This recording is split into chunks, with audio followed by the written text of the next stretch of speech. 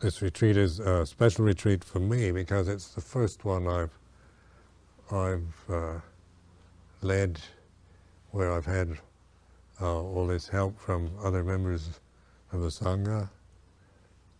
And usually I'm a selfish teacher, I want to do it all.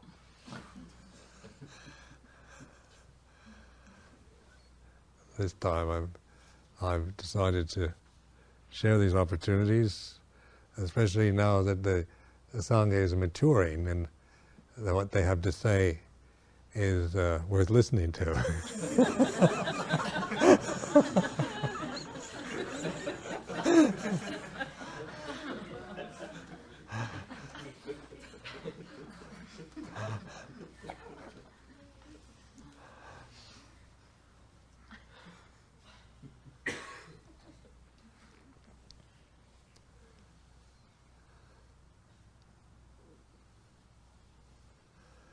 Living in Europe for 13 years, one is, I feel very pleased actually with the result, because it was an unknown situation when I went there.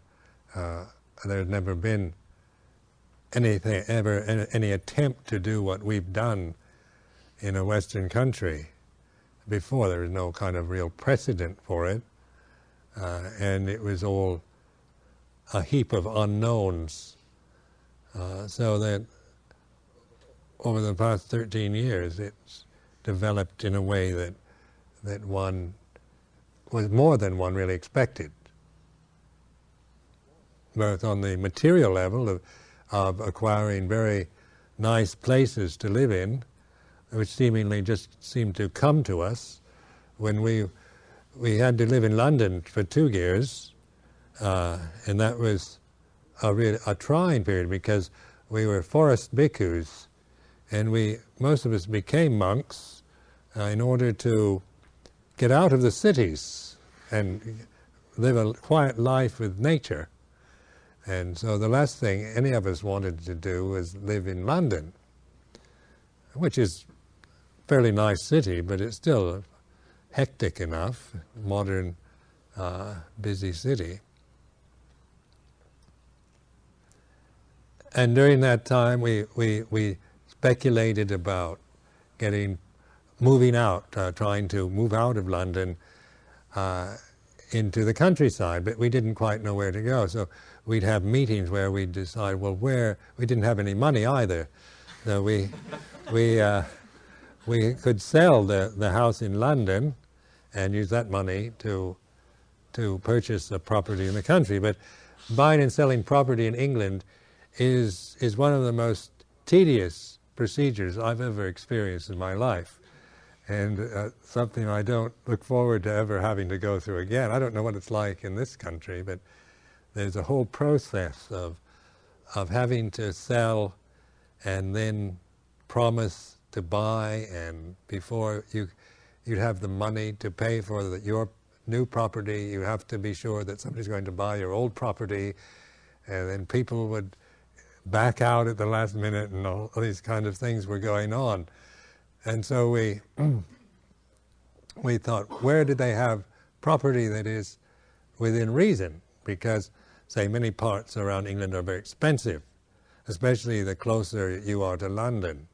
So we thought, Wales. I like the idea of living in Wales.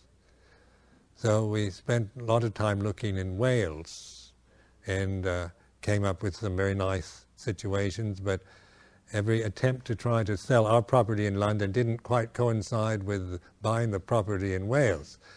And after 3 or 4 attempts at doing this, it all didn't seem to work out. So then we found another place in Somerset, beautiful kind of old house with bordering right on Dartmoor, so you could not only have your own property, but you could walk out into this kind of national park.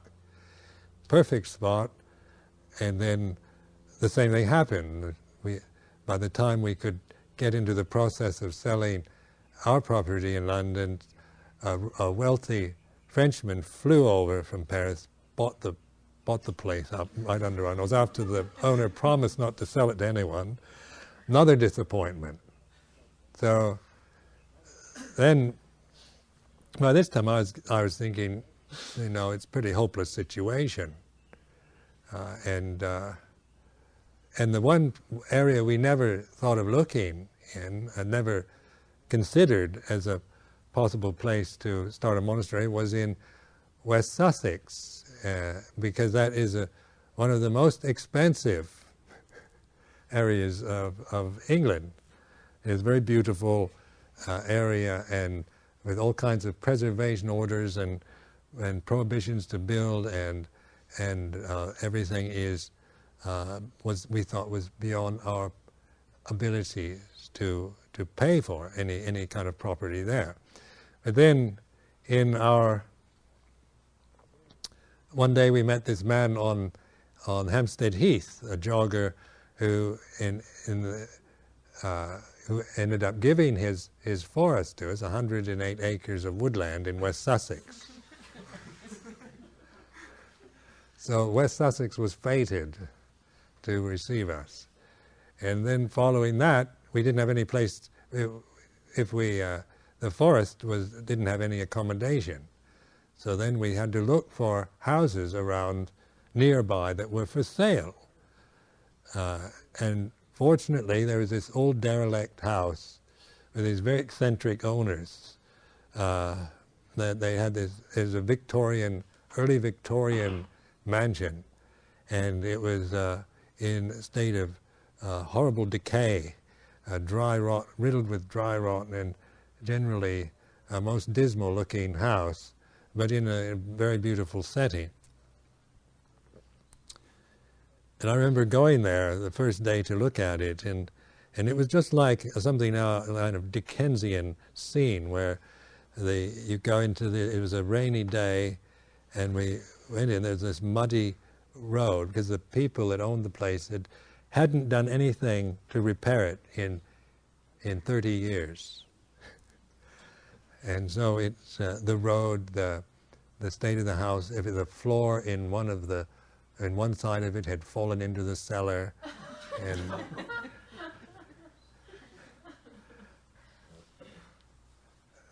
anyway, we managed to get to the house through the mud puddles on the road, and we knew the owners were a bit eccentric. And they let us in the house, and there the hallway was filled with newspapers, stacks of. They were hoarders. They never let anything go, and so for 30 years, anything that went inside that house never left it. So then I remember we were invited into the one livable room, a kind of living room they had. There was no heating in the place. The heating system had packed up, and they had this little fire burning in the fireplace. And this man and his wife and his rather sickly-looking daughter of about 20 years old, and the wife was sitting there knitting, and around this fire, trying to keep warm, and the room was just a clutter of things with stacks of magazines and every possible thing, dust and just the accumulation of years of never cleaning up or taking anything away. But these people were quite honorable people, actually, and they really liked the idea of their house becoming a Buddhist monastery. So they were Roman Catholics, and they thought they liked the idea of monasteries, and it didn't seem to matter whether it was.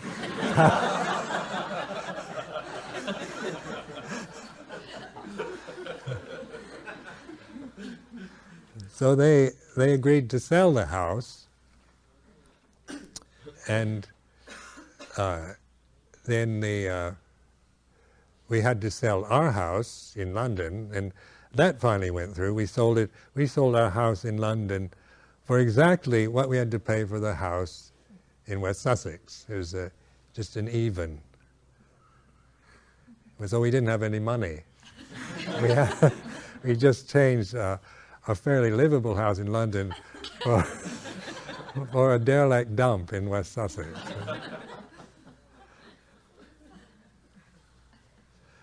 But over the years, that was, once we moved out of London and into Chithurst House, something took off, something wonderful happened, and we managed to live in this decaying place and repair it, and everything seemed to fall into place and go very well. Eventually the district council and the neighbors and everyone became quite friendly and helpful. And this was all quite a surprise, because in conservative neighborhoods, I hear in the United States it's probably even worse than in England, conservative people don't want weirdos walking around the countryside or their neighborhoods. And we're definitely weirdos in context of West Sussex, which is the retirement area for kind of ex-colonial officers and retired generals and brigadiers and people like that.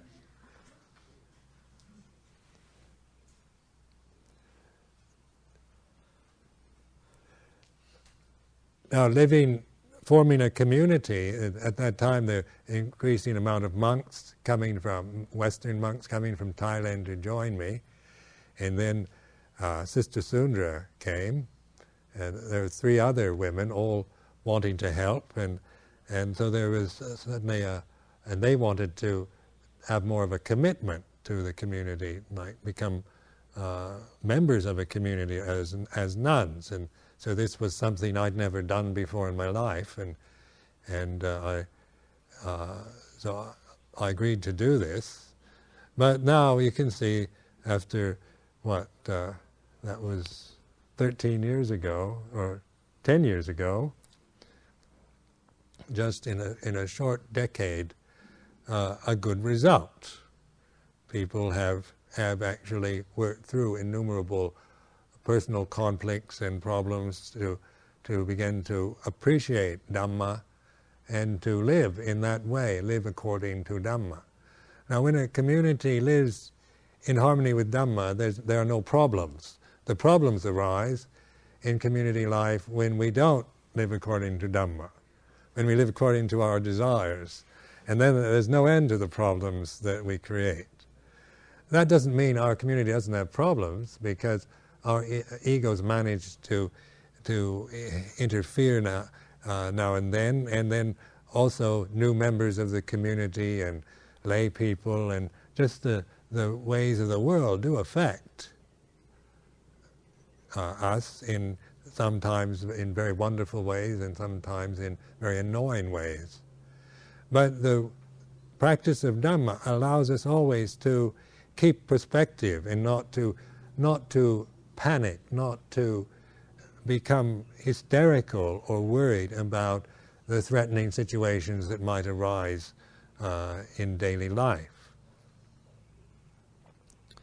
Now, communities, a community is a group of individuals, and Western people we're conditioned to cling to the idea of being individual and separate. In America here, having been born and raised on the West Coast, and coming from a time where individualism was the word of the day, to be an individual was the way to be, and conformity was definitely despised. And I remember when I was a young university student reading a book by Alberto Moravia called The Conformists, and I think, I'll never become one of those. And then I read Colin Wilson's The Outsider, and I read Siddhartha, Hermann Hesse, and all these different, that was emphasized my individuality and my uniqueness. I wanted to be a unique character and express myself as a unique individual character, a special being.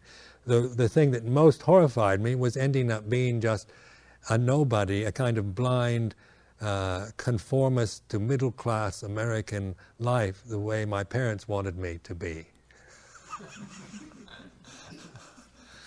get a job, get married, get a job, and settle down, which was something I was not going to do.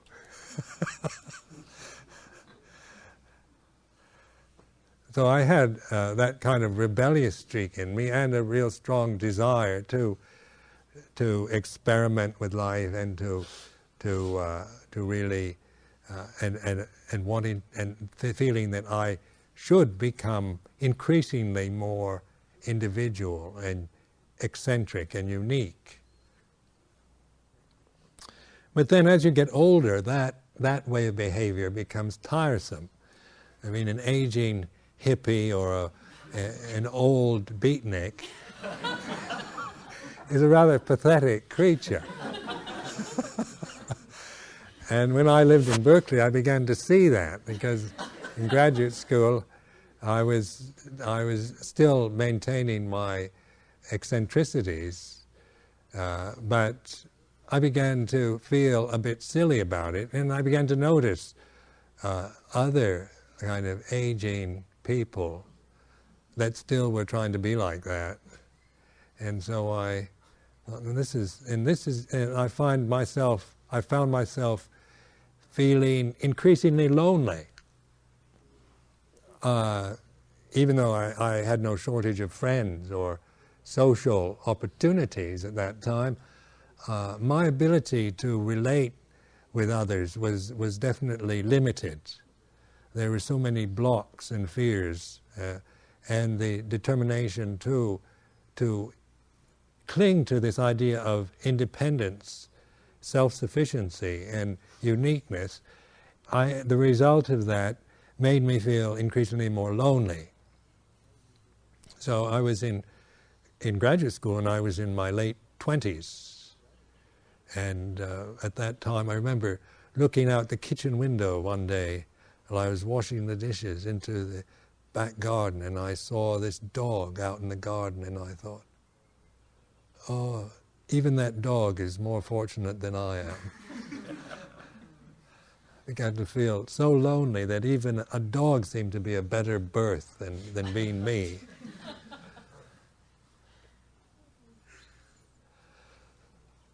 So the result of my immaturity and my clinging and my emphasis on my uniqueness and my separateness, the result was, I could see, was just an increasing sense of alienation from others. Even so-called friends or close friends, I felt alienated from. There didn't seem to be any way possible to kind of feel any real closeness or unity with anybody, and I didn't know why, even though that was an ideal in my mind. But the conditioned mind was so stuck into these ideas, these habits of emphasizing my uniqueness, my separateness, that I found even in marriage a total inability to really be married to anyone, because there were two unique, separate individuals living together. It was about all that happened. So then the tendency to see this as a personal flaw, like a neurotic problem, because in those days, in the early 60s, we were reading Erich Fromm and all these books about how important it is to have sexual fulfillment, and how this was the kind of raison d'etre of our existence, to be sexually fulfilled all the time, and to analyze ourselves. And if we weren't being fulfilled all the time this way, then there's something wrong. So this was a constant worry in the mind, because somehow this was increasingly less meaningful and even alienating. And the more one tried to feel fulfilled, and the more alienated one felt.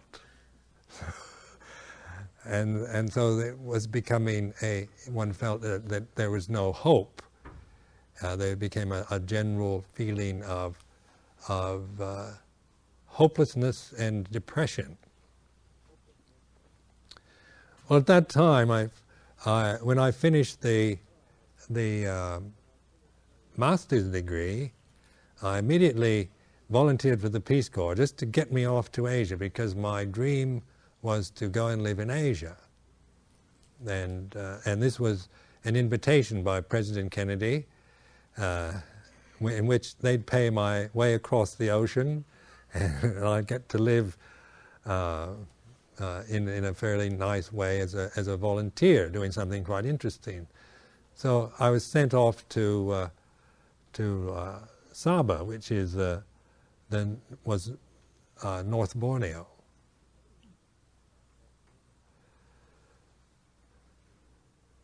Then the development, seeing the mind already aware of the dukkha of existence, and I reached my 30th year in Borneo, and age 30 has an impact, I think, on the mind, because at least it did on my mind, because it was obvious that youth was definitely over.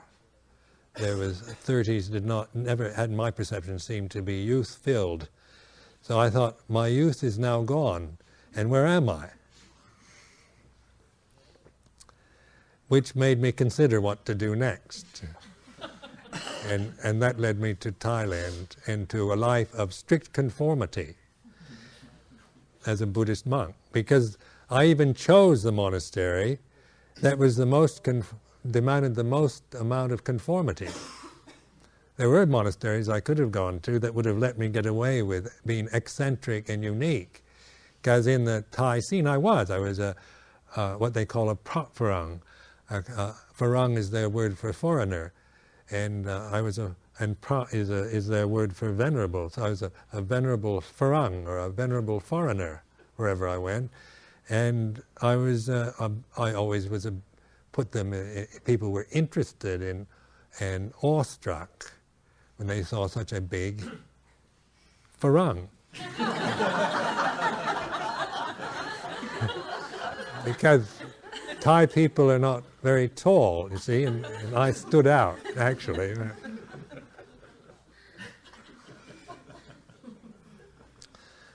So I could have set myself up in following my own desires and wishes, but there was a recognition that was the last thing I needed to do, that I would be wasting my time as a monk if I just manipulated life from my own ends.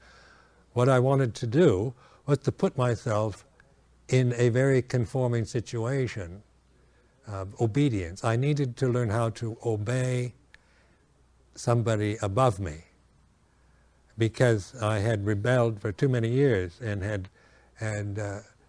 maintained this idea of independence as my ideal. And of course, I resented authority. I hated and feared people above me, or who had any authority over my life. I found a real fear, resentment towards anyone who would assume that role toward me.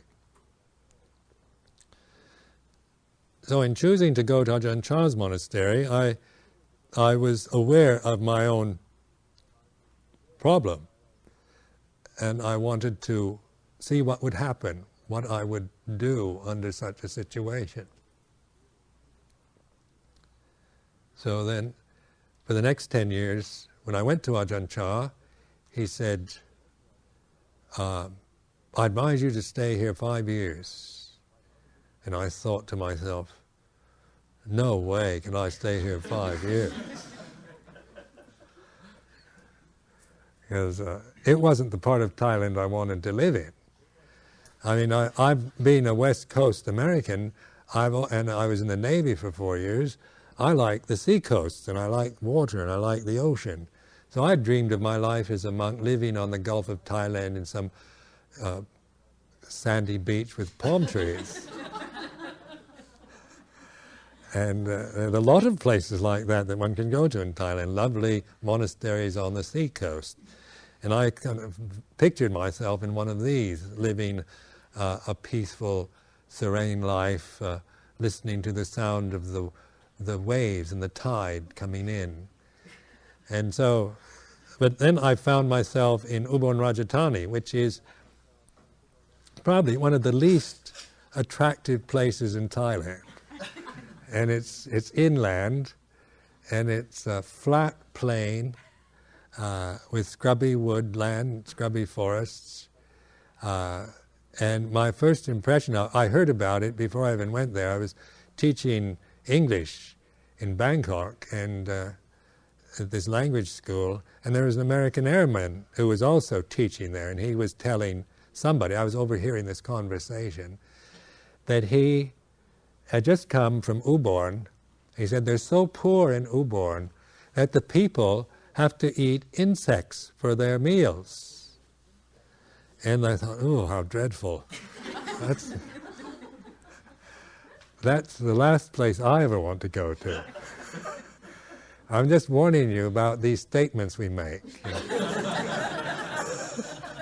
Be careful what you say or think. So, instead of the last place I wanted to go to, I would go to, it was about the first place I went to, or the second place actually, but it certainly wasn't the last place. Now I went there because the monk that ordained me wanted me to go and stay with Ajahn Chah, who was a highly respected meditation master and very respected, is a bhikkhu, a monk that lived very much under the Vinaya discipline.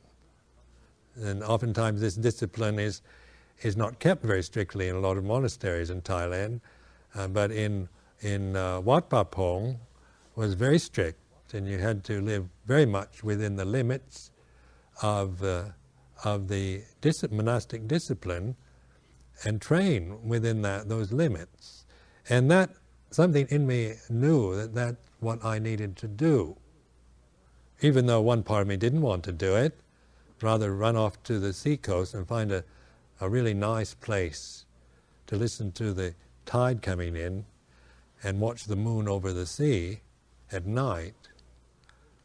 But instead I spent almost 10 years in Ubon Ratchathani, and I found out that they have other things to eat besides insects. But they do eat insects and everything else. So,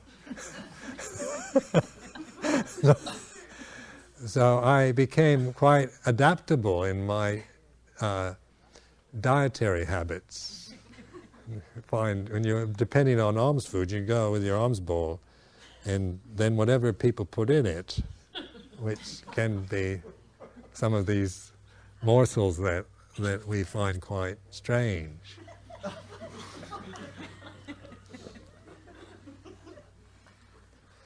But insects are vitamin rich.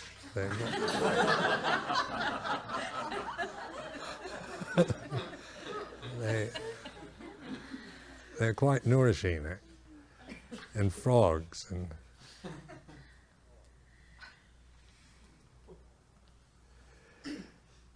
Now the life of a monk is a reflective life, so you're always watching yourself. And so living in Wat Pa Pong at first, I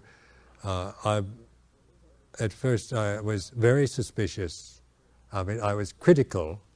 I went there feeling I didn't like Ubon Ratchathani very much, and I was very suspicious of discipline and teachers, and tended to be more on the critical side than tending towards devotion and faith.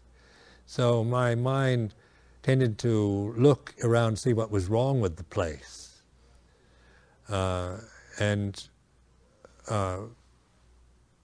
Ajahn Chah was very skillful at that time, even though we didn't have a common language. There was a translator for a brief period.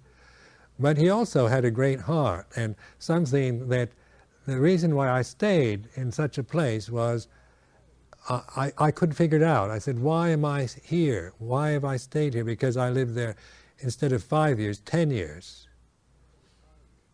And it wasn't all that intentional, it just happened that way.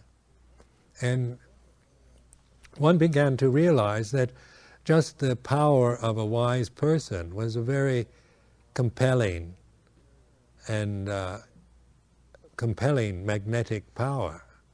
That Ajahn Chah had what you might say charisma, which is probably an overused word these days. He definitely had charm, and he's definitely wise. So I began to realize that I had really discovered somebody that was very that could really help me, and that I should give myself to this place, because I'd never met anyone that impressed me like that. I'd been to see many teachers and different monks before going there, but I never felt that with any of them, even though many of them were very wise, very famous. There was something in the chemistry or in the karma or whatever way you want to look at it that drew me to Luang Por Chah.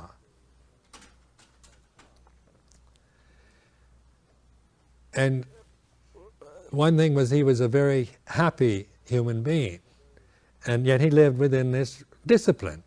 He lived within the Vinaya discipline, and he'd been living that way for 40 years or so. So and yet there was this joyous spontaneity. He was obviously a very happy human being, and this happiness was contagious because he had a very well-developed sense of humor, so that he could make everything quite humorous for us. One skillful way of teaching us was to get us to laugh at ourselves, because sometimes Westerners, we take ourselves very seriously, and when you're trying too hard, and discipline can be really dead serious stuff. Discipline, rules, and ideals of purity, keeping your purity, and all of this can get really heavy and serious. So, and yet Ajahn Chah had the ability to bring humor into the life of a bhikkhu. So instead of becoming a kind of dead serious, heavy existence where you're trying to get rid of your defilements and get enlightened, like this was how my mind tended to work, because you've got to purify yourself and get enlightened.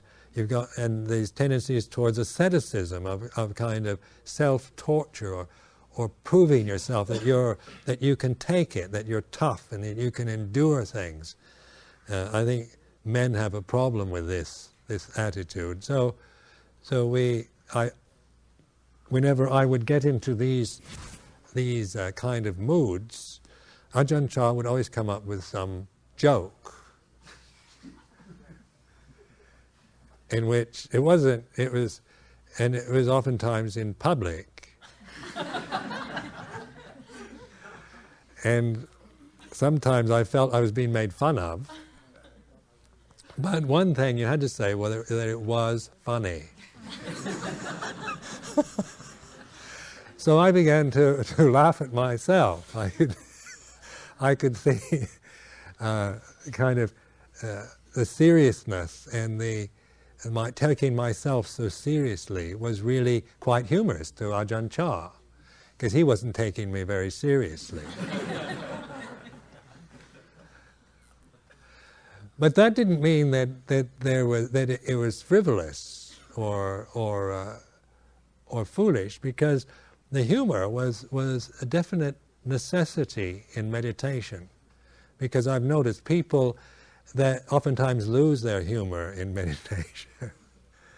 They tend to be trying so hard and taking themselves so seriously that it becomes an onerous burden, a kind of sterilizing technique, and emotional sterility occurs. I found this in, say, after so many years of meditation as a monk, a kind of emotional sterility taking place, where I wasn't particularly unhappy, nor was I happy at all. And I thought, I wonder if this is nirvana. Certainly, because it's certainly the middle way between happiness and suffering. But it wasn't liberation, and it wasn't, there was no joy in it. It was more or less a dreary mental state.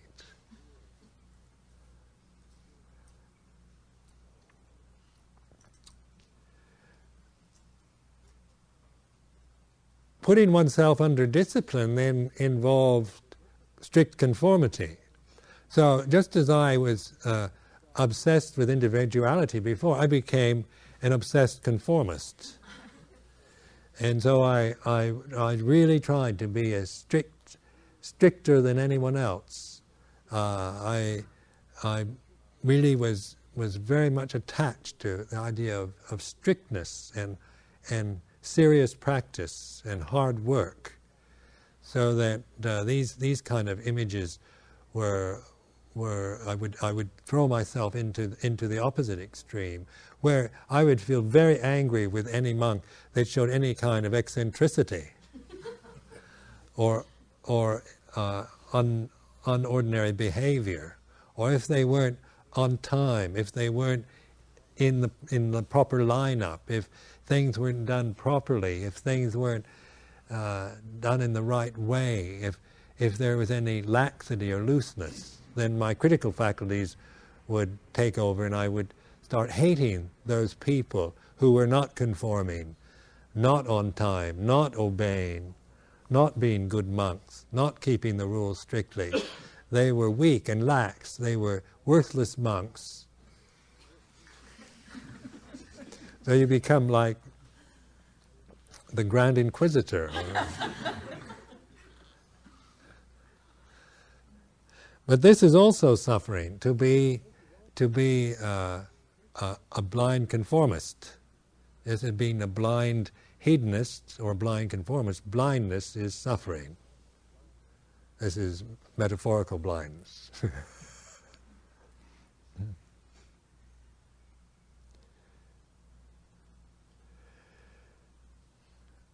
Now, one way Ajahn Chah would not really say much overtly, but it was through humor and innuendo, and also through example. Just the way he lived, that one began to see that even though he was, one could call him a strict monk, there didn't seem to be any strictness. Like there was no tenseness. He didn't seem to be upset by eccentricity or oddities. He seemed to even find them interesting. And he seemed to be able to adapt and roll with the flow of life, and still one could say he was a very strict monk in terms of keeping within the restraint, but there was no kind of tension in it. And so seeing that, one began to say, why does this kind of life make me very tense? And why do I used to be much more liberal and kind and generous person when I was a hedonist. But now I'm a strict Vinaya bhikkhu, and I'm really upset by any tiny infringement, and I become very narrow-minded and harsh and judgmental towards everyone. So why I was a lot nicer as a person when I was a liberal, degenerating hedonist.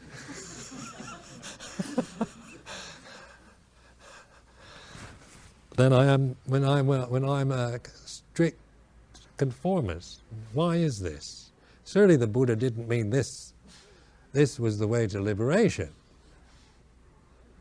So because of the suffering, then you contemplate that. Why am I suffering from this? I'm keeping all the rules, and I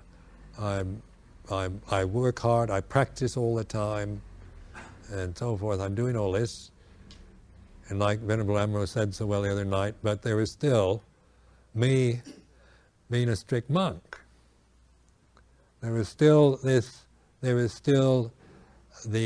sense of self, and the individuality had merely cathected on monastic life, but it was still coming from a sense that it's me doing it, and I am this very good monk, very strict monk, who keeps the rules.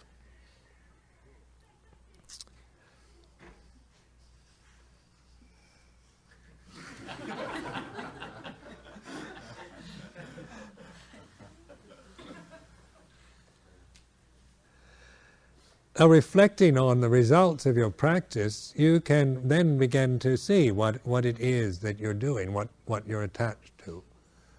Like when talking to you want to know like what to do or what you should practice, and there's all kinds of questions about how to practice and develop and techniques and attitudes.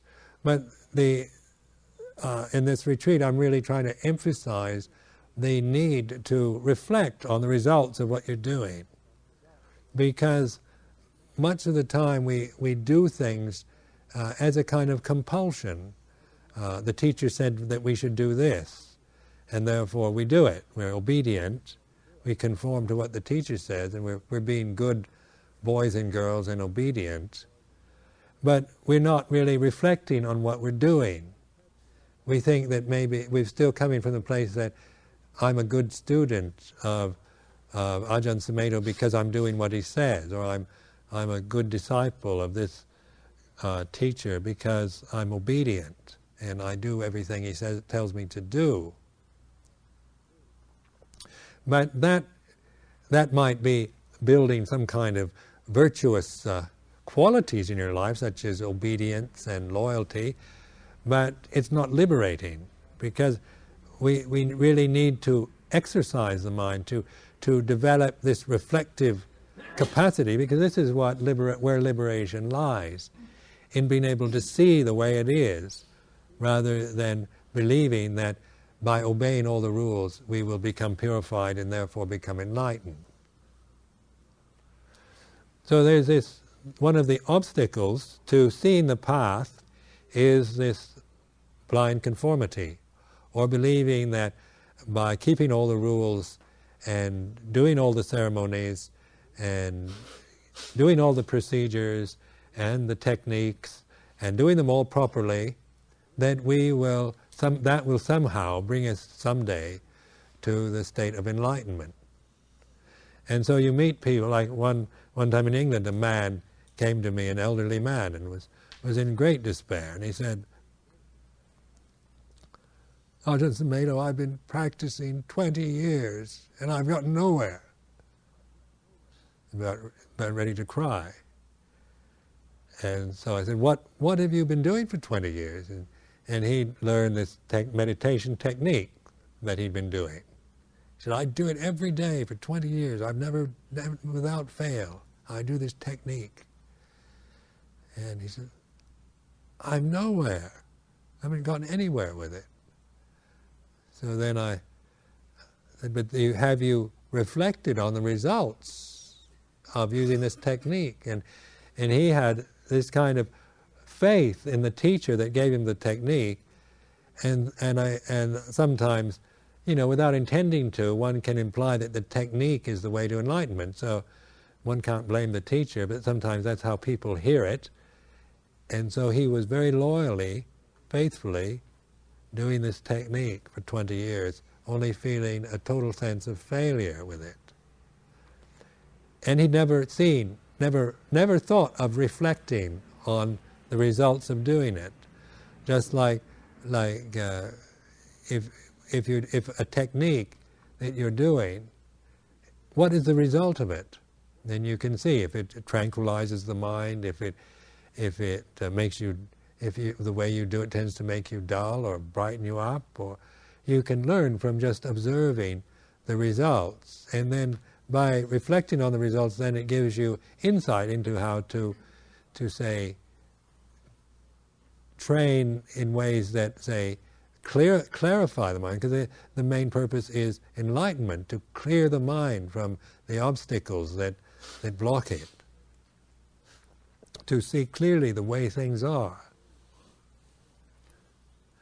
Now the mind tends to think of enlightenment maybe as a very exalted state, because the way it's pictured, like the Buddha sitting under the Bodhi tree, and the kind of legendary story of the Buddha sitting under the Bodhi tree and sitting there, and suddenly this enlightenment, and one almost imagines a kind of electric charge and a kind of blazing light. Suddenly he's just sitting there, and then this kind of blazing light, wham, and I'm enlightened, and understand everything. So when we don't contemplate what we mean by enlightenment, sometimes these kind of childish images are affecting our perception. So we tend to be waiting for the big bang or the great blaze of light, and it doesn't come. So I've been doing this technique, and they said you get enlightened through doing this technique, and I've done it, and I'm not enlightened. What's wrong with me? Now enlightenment, then try to look at enlightenment as not as blinding light.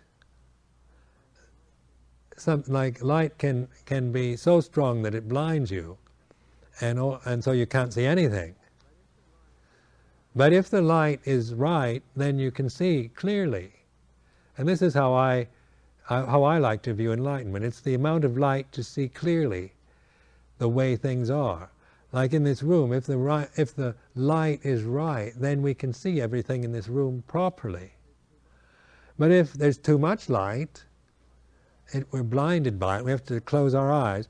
Or if there's not enough light, we can only see the shadows of things. We can't see everything very clearly. We can get kind of just images and vague shadows. It's the best we can hope for in a dim light.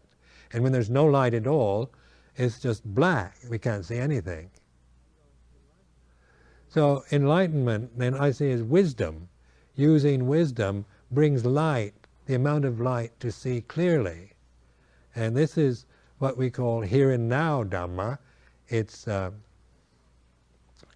not coming from the idea that we have to become wise through doing a technique that will make us wise, but by using wisdom with a technique, using sati, mindfulness and wisdom, sati and panya, mindfulness and wisdom, with the teacher we incline to, with the technique we use, with the way we meditate, with the way we are as individual beings. So enlightenment is really an ongoing thing. It's not to be considered something that happens once and then you're transformed into a super being for the rest of your life. More and more you know how to use the light to see clearly. And this is what we call developing the path, in the Eightfold Path. When there's right understanding, then there's the beginning to see clearly. It's not that you see everything clearly and you know everything about everything, but it means that we're beginning to get glimmers. Through using wisdom, we're beginning to have momentary insights or understandings of things that before we didn't understand at all. And as we use wisdom more and more, then there's more light on everything, more seeing clearly. Light is the way it is.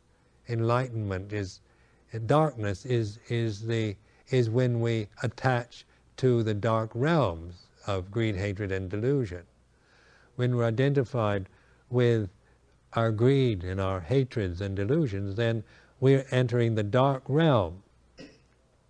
And that's the dim realm of shadows and ghosts and fears and desires and worries and obsessions and all the selfishness of the human heart lives in the realm of shadows and death and ghosts and specters and phantoms.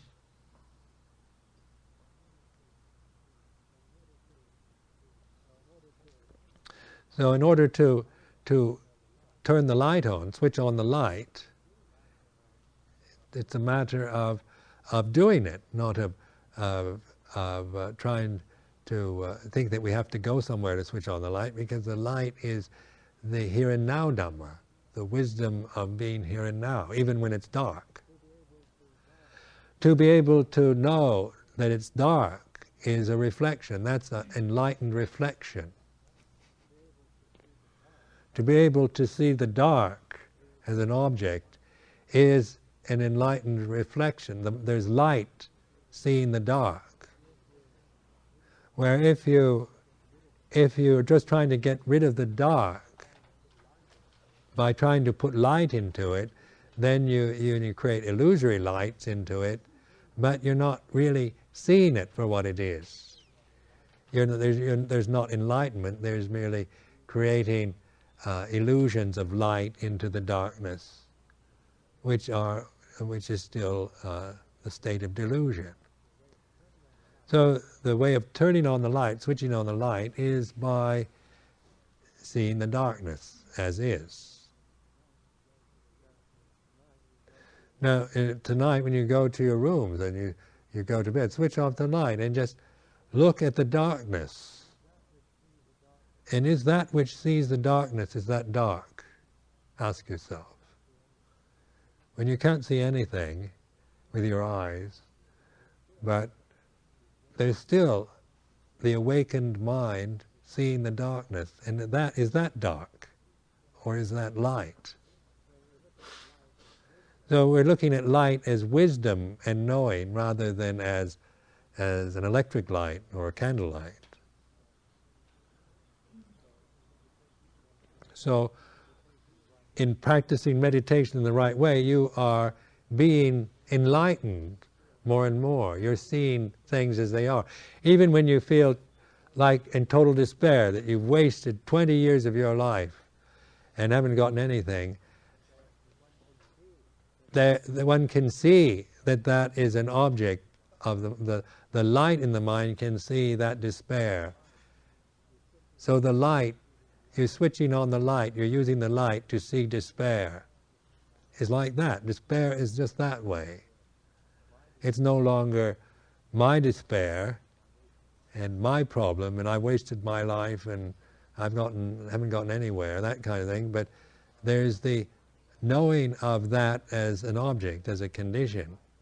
And that's the light of wisdom that's seeing directly the way it is. Because that's what it is, isn't it? If you feel, I've wasted my life, and then you see that with wisdom, you're not trying to pretend you haven't wasted your life, and you're not trying to convince yourself that you have or you haven't. You're just seeing that particular feeling or mood is an object, because that's what it is. Because the light that with the light on, then you see it. It's not. It's merely like this clock or this carpet. It's not. The reason why I know I'm not this clock is because it's an object to me. The reason why I know I'm not this carpet, because I see it as an object. Wouldn't you think I was a bit crazy if I went around saying I'm a carpet?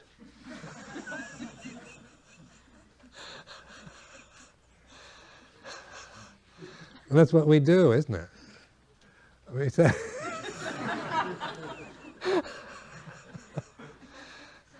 so everybody's crazy, aren't they?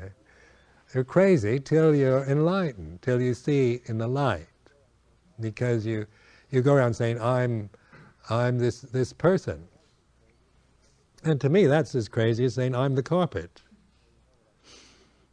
So you know what I think of you now.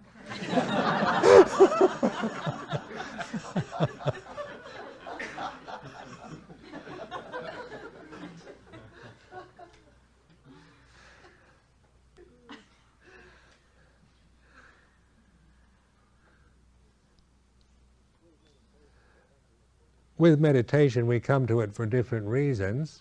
Some for very religious reasons. Some have strong spiritual aspirations. Other people are more concerned with themselves, wanting to work out their problems. Or there are many different. We each have our own unique reasons or attractions to Buddhist meditation.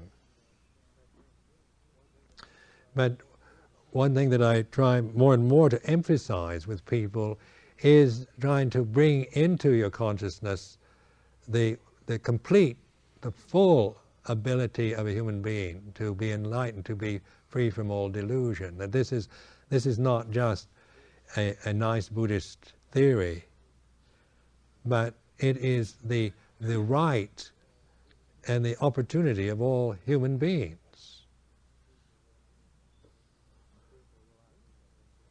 People will, in Britain, sometimes a woman wants, can women get enlightened? Because they see it mostly as strong male presence, these bhikkhus. And so they say, can women get enlightened?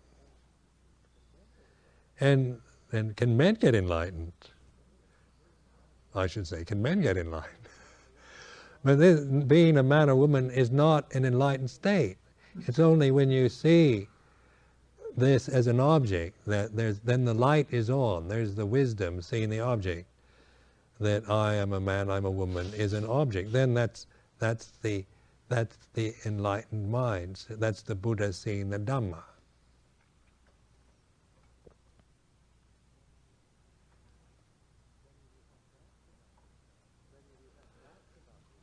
Many of you have doubts about yourselves, about what you've done in the past. Maybe you haven't lived very skillfully, or you've been on drugs or drink, and so these kind of memories create a lot of self-doubt about your abilities to get enlightened, because we think maybe I damaged myself, or maybe I've done such foolish things that there's no possibility of being enlightened because I haven't done all the right things for it. And but I want to emphasize again that is another doubt in the mind. If you can turn the light on, you can see it as just a doubt in your mind about I'm someone who did something, probably ruined my life, and I'll never ever be able to get enlightened because of it. If you see that as an object, then that is seen in the light.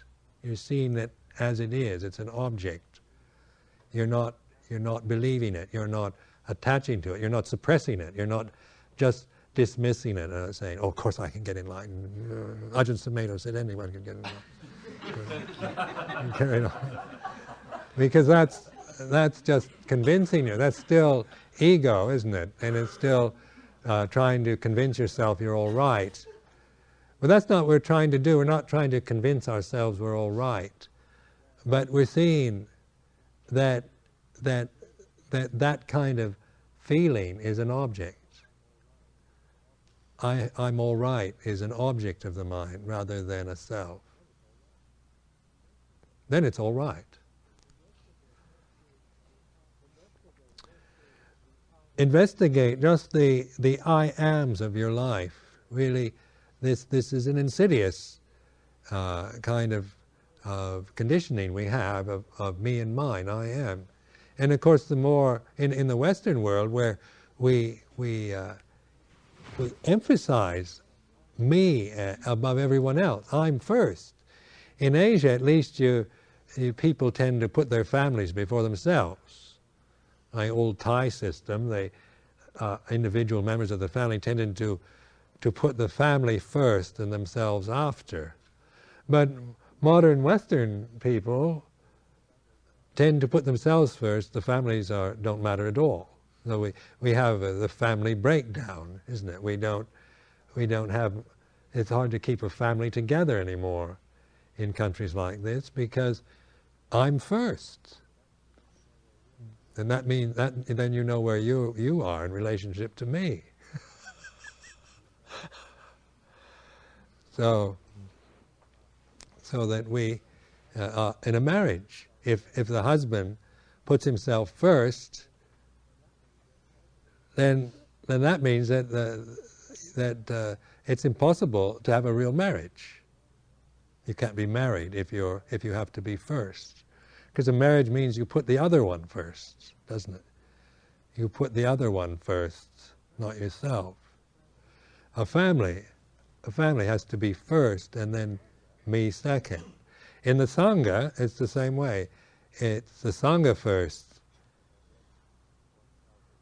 and then oneself is after that. We're putting the Sangha first in our minds as the what we respect and what we protect and what we love and take refuge in, rather than me first. So this is important, just to get a perspective on me and mine, how this I'm a unique individual character. I'm not going to be a blind conformist. I'm going to live my life as I want to, and how it affects anyone else doesn't matter, because it's my life and I can do what I want with it. And so that's the me first. But then that's the way to loneliness, alienation. That's a lonely. It ends up with loneliness and fear.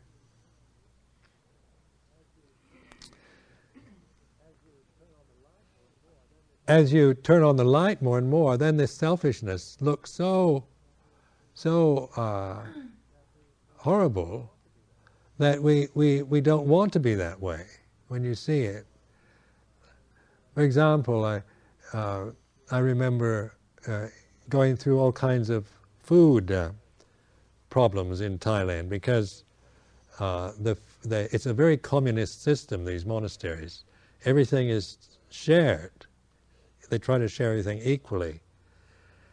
And so they divide the food up, and every day we'd have to, maybe you have 50 monks, and you've got to and you have this amount of food, and you've got to try to pass it out evenly. And so, and you find yourself, especially if you're one of these people, you find yourself, really concerned sometimes about what you're getting in your bowl, because you can't watch it. You're out passing out the food, and people are putting things in your bowl that you have to eat. And if you're sitting there, sometimes you can say, if you don't particularly want what they're passing out, you can go. And then, if you're sitting there, then you can also say, because if they just dump it in your bowl, then it kind of mixes up in there, and it gets not very nice. So you see monks sitting there, and the monks are passing out the food, and they're pointing inside the bowl, put it over there. So, food brings up a very interesting mental state. I remember trying to be a strict vegetarian one year. I asked Ajahn Chah if I could be a strict vegetarian. And Thai monasteries are seldom, if ever, vegetarian. You see, people always put this kind of fish sauce, it's a salty sauce in almost everything. And to be a really strict vegetarian is very difficult. But I wanted to be a really strict one. So, because I was tired of eating these insects. And, that was one way of getting out of it. And not having to admit that was one of the reasons. Elevating it to a higher level of not wanting to be responsible for the loss of life. But then I became obsessed with when somebody might put something in my bowl that might have fish sauce in it, I'd get really upset. And in one monastery I was staying in, I'd help pass out the food, and they'd have these various dishes that were trustworthy vegetarian dishes. And when they'd bring these dishes in to pass out, I'd run for them, try to get them first, so that I could make sure that I got plenty of this vegetarian food. because I was the only vegetarian in the monastery. So I was becoming obsessed with keeping myself a strict vegetarian, and finding myself becoming petty. Like one time, one of these monks obviously was aware of what I was doing, so when the vegetarian dish came in, he ran for it. and he passed it out, and he gave me only a little bit. And when I saw that, I was so angry. You'd be shocked what I did. But I took this very hot chili sauce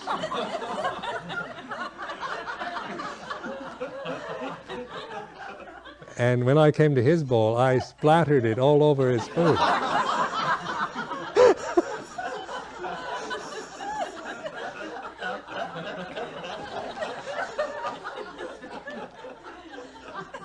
Revenge. Now this is obviously not practicing in the right way.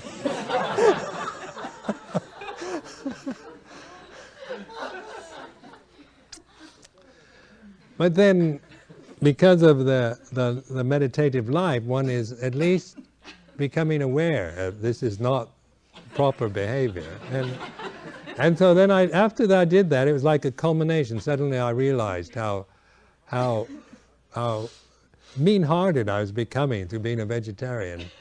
So I decided to just eat whatever came. And after that, I've made that more or less my rule of life, is to just eat whatever people give me and not make any comment on it,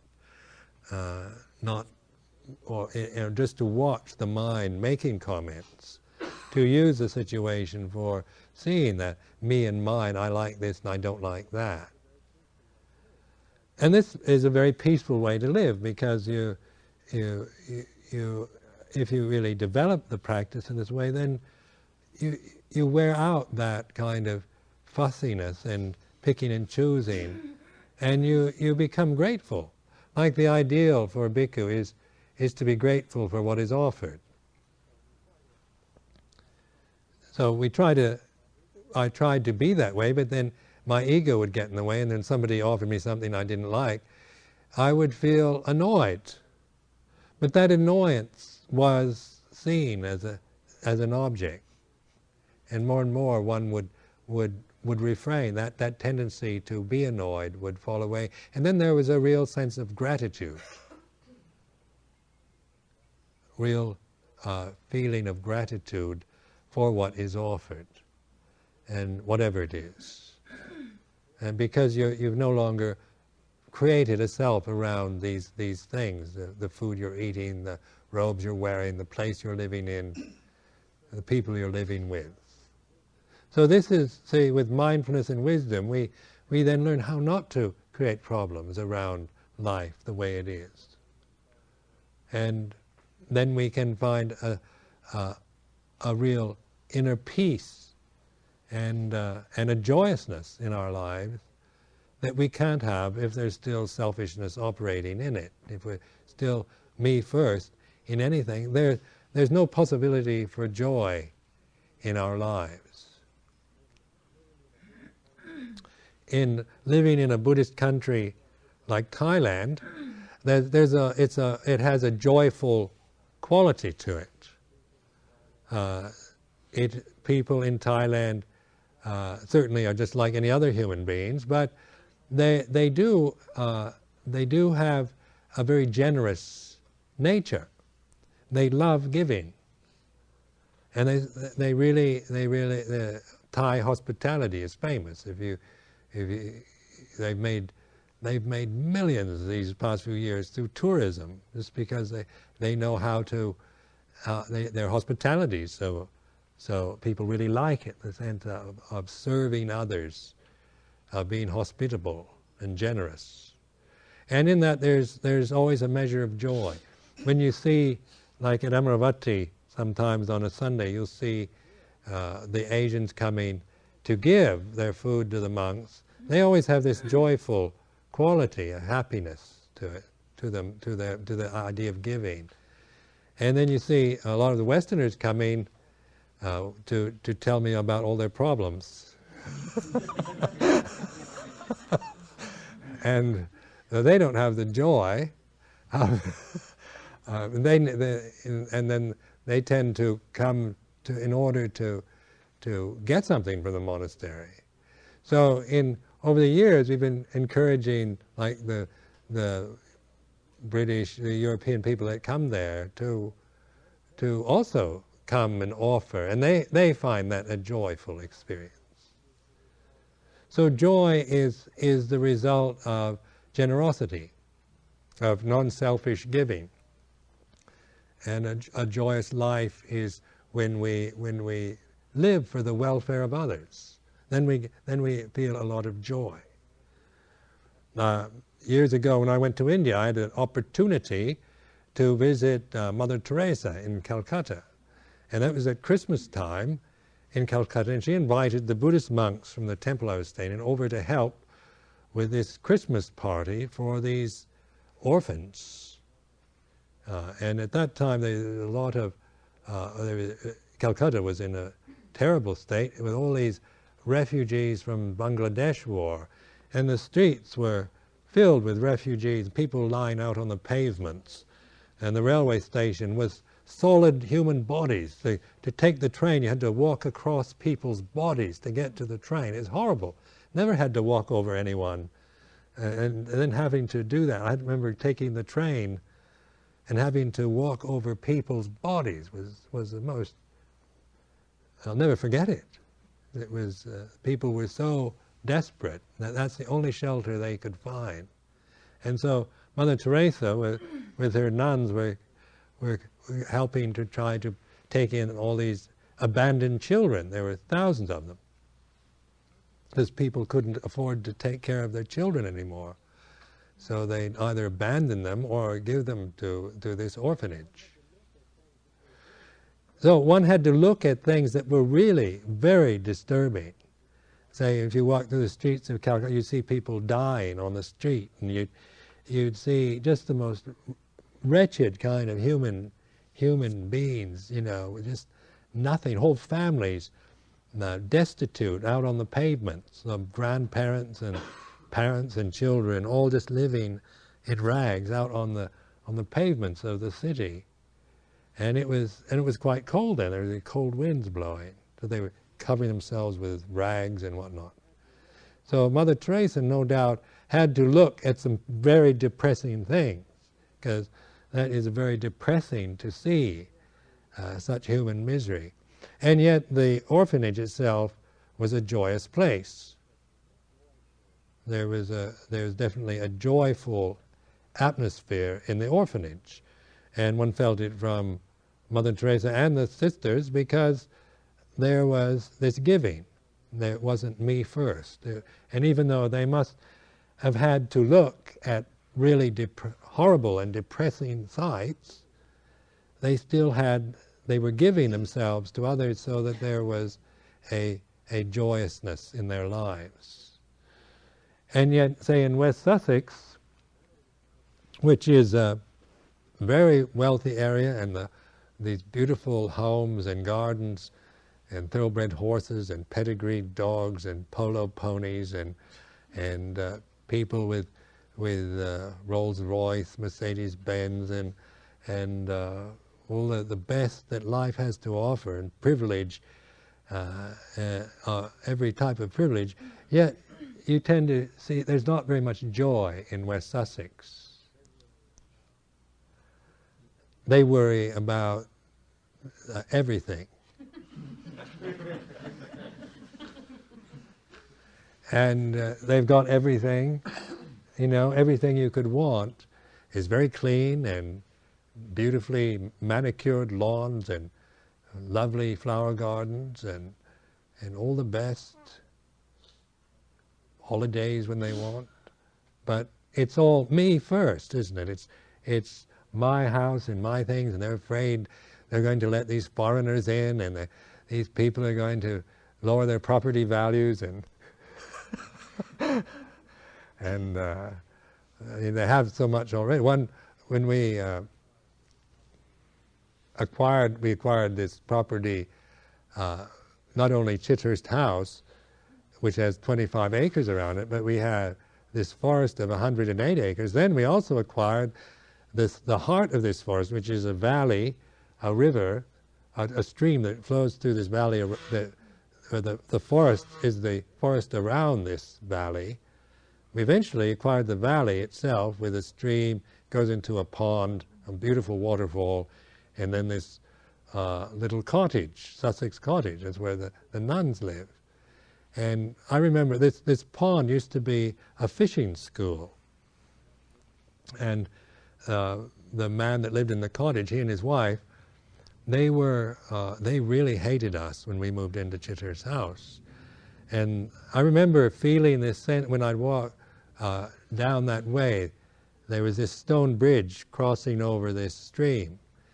And this man, Mr. what was his name? Fothergill. He'd come out of his cottage and yell at me, and I felt like that child's story of Billy Goat Gruff, because it seemed like he was one of that nasty billy goat coming out from under the bridge, saying, "Get out of here, you bum."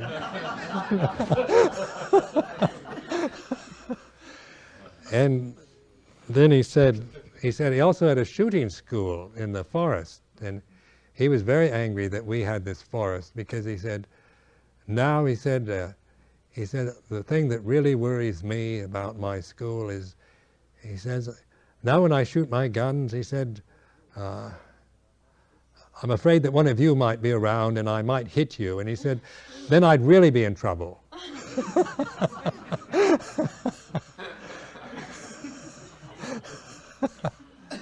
And so the fishing school, people were resentful about us closing down the pond to fishing. And one woman came to me and she said, "Oh, I've been fishing here for years. And then now you've come and I can't do it anymore. It's the only peace I ever get. On Sunday mornings I come here and I fish and I feel so peaceful." So I said, maybe you could do other things to find peace.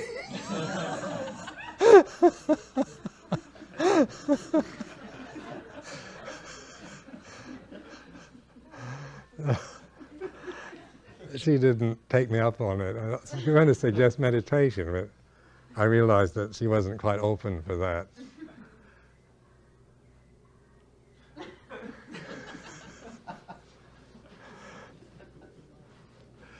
But this is in regards to the animal world and the neighbors and the people around. It's always too easy to put me first. So when we penetrate the I am and the me and mine with wisdom, then we turn the light on it and we see that position is a painful one. It's suffering to be somebody who has to protect yourself and defend yourself all the time, and to have to think of yourself first is a joyless realm, a dark realm of the mind, and it is suffering. So when we turn on the light, then the self disappears. There's no self anymore. So there is the opportunities to serve others, and to it's not a kind of I'm going to put you first attitude. It's not me being patronizing and generous to you by putting you first, but the self actually dissolves, and then there's the way things are, and the occasions, the joyful occasions to help and serve other beings, and not to harm other beings. Like with the animal kingdom, not to harm other beings is peaceful. Not to harm things is very peaceful. To help others is joyful. So we experience peace through non-harming, through ahimsa, harmlessness. We feel peaceful, and we feel joy through service and giving and generosity. So these are the the ways of living life as a human being in which you fulfill yourself, and even though there's no self to fulfill, and you realize that, and then life for us is Dharma rather than self. We keep learning, we keep reflecting, we keep using the light to see the way it is, and more we understand. There's a clearer and more profound understanding as life goes on. Now the different stages of realization, from stream entry to arahantship, these are not to be regarded as personal attainments. Like oftentimes people ask, how many, are there any arahants, or has anyone attained sotapanna or stream entry? Or, in Thailand there's a lot of this. People want to know if who's who are the arahants, who are the stream enterers, who are the anakamis and the sakadakamis. These are the four levels of understanding. To arahant is perfect understanding. But we tend to think of these in the same way we think of ourselves, as attainments or achievements. But these are stages for reflection, not for grasping. So stream entry, or in order to see the path clearly, the first obstacle is what we call sakkaya ditthi, or selfishness, self-view. And then doubt, self-view, doubt, and attachment to the forms, the rites, the rituals, the rules, the blind attachment to techniques and ideas and fixed attitudes. Like for me, there is no problem with detaching from rituals, because rituals to me were never an attachment. I mean, like lighting candles and burning incense, and these things I did merely because you're supposed to. I never felt any attachment to it. And sometimes we regard, I'm certainly not attached to lighting the candles and burning the incense. In fact, we were asked not to burn the incense here, and I didn't mind at all not burning the incense. And so I'm obviously not attached. So I must be a stream enterer.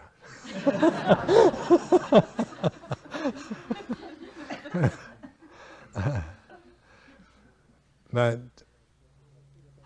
the what we call silabbata paramasa, or attachment to rules, to views, to techniques, teachers, all these things are a form of silabbata paramasa. So this is an obstacle to seeing the path, or the stream entry, the sotapanna. So the first one, of course, is I am the five khandhas. I am the body, I am the feelings, I am the perceptions, I am the volition, I am the consciousness. The second is the doubt, not being sure, thinking about things, always ending up with doubt, hesitation, uncertainty, and then the attachment to our own techniques and attitudes and teachers, traditions. All of this become silabbata through attachment. So it's not in saying I don't need teachers and I don't need rules and I don't need traditions. It's not to reject, but to understand and turn the light onto attachment. To see attachment, like doubt is because you're attached to something, to an idea, to an ideal, or something that you've heard, or something that somebody else has said. So doubt is always due to attachment, and the sakkaya ditthi, or self-view, is due to attachment. So this clinging attachment is to turn the light on. It means to look at it. You're not trying to pretend you're not attached, but you're really watching, when you're suffering and you're obsessed or you're blinded by something, then you reflect, well, what is there attachment? Use the form, there must be some kind of attachment for this to be this way. So then you investigate, you find out where there is attachment to a teacher. Like if one time this American man came to a monastery, Ajahn Chah's monastery, and he was a kind of know-it-all type of person. So he was telling us all about, how we should practice, and he started criticizing our monastery, which I could take. But when he started criticizing my teacher, Luang Pa Cha, I became really indignant. And I really let him know it. I say, you better be careful, he's an enlightened, he's an arahant, and you better not question it. So, so then it became, I saw, while doing that this was an unenlightened reaction. And I saw, I was attached to Ajahn Chah, because that attachment, because when there was any threat or criticism, my reaction was to destroy the person or get even or what with a person who's questioning my idol, my attachment. So that didn't mean that I decided to leave Ajahn Chah, but it mean I realized there was no need to be attached. So then it's one still. I lived with Ajahn Chah years after that, but more and more I wasn't, I could break through these. I began to see my attachments, and by seeing them, one lets go. It's through understanding and seeing things as they are that we can let go of them. It's not through having an idea that we shouldn't be attached, because that's another attachment. But by understanding the nature of attachment, then we can see, we can realize the way of letting go and non-attachment. Now, using examples from my own life help you to maybe see it's not. Sometimes somebody like myself comes in, you can kind of think, well, Ajahn Sumedho never had the problems I've had, because one doesn't realize. Like with Ajahn Chah, the first few years I was in such awe that I tended to think that, well, he was Thai and he never had all the problems that I had, so it's easy for him. But then, when you got to know him, he went through very difficult times and great trials in his monastic life. But the result of all that was a very happy and joyous human being and a wise teacher, a compassionate teacher. So in your life, this practice, we go through various, that's why I encourage you to reflect on the results, so you learn from what you're doing. You're not just conditioning yourself by a technique or by what you think you should be or be doing. You're actually learning how to see things, how to use wisdom. You're turning on the light and seeing in the light more and more, to reflecting on the way things are. And what you reflect on is suffering, and the origin of suffering is through attachment, so it's letting go of suffering, the cessation of suffering. We recognize when there's no suffering. Realize no suffering. When you're not suffering at all, what is it like? Investigate your mind and body when there's no suffering. So you're aware of non-suffering is conscious then, rather than just suffering and happiness. But non-suffering is also very much what a lot of our life is, without realizing it. Much of our life is neither is just non-suffering. It's just as is, but we don't notice it. We don't realize it, even though it's here and now. We've never bothered to look and observe because of our obsessions of mind, views, and opinions that drive us always into more extreme conditions.